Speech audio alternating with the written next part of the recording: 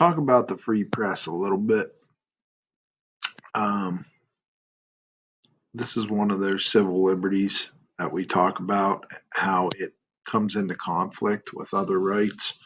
And we'll talk about the other amendments like free trial and freedom, um, right to an attorney and things like that. But freedom of the press can really wreak havoc when it comes to getting a fair trial. So what we need to understand is that, again, these rights come into conflict with each other, and it's the job of the Supreme Court to kind of define that conflict and interpret the Bill of Rights when these rights come in conflict.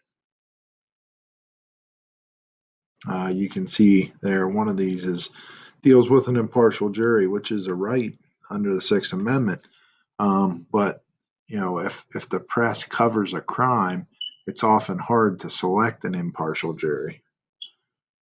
It's quite a dilemma.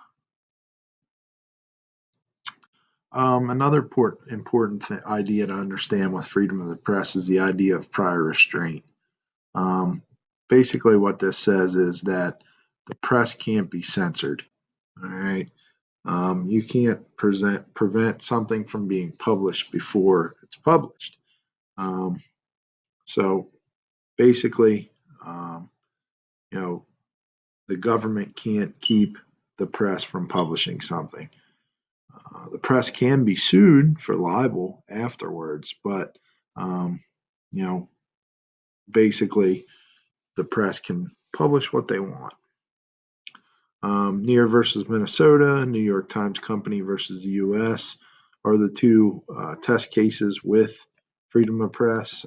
Neer versus Minnesota was a case where a small paper in Minnesota was publishing things about the town fathers, basically saying that they were running like a Jewish mafia, and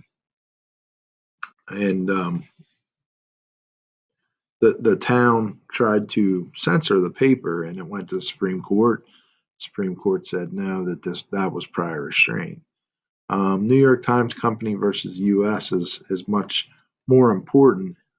It deals with national security, and Supreme Court ruled in that case that it was still prior restraint, and that even with national security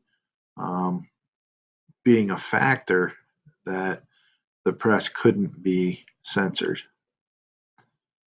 And you can see another interesting case here, the Hazelwood versus Kohlmeyer case.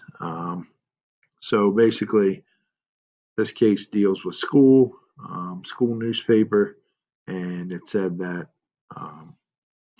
editorial control over that school newspaper goes to the school administrators as long as it has some type of school concern with it. So basically what they said was school newspaper has freedom of the press, but it's a little more narrow in that case.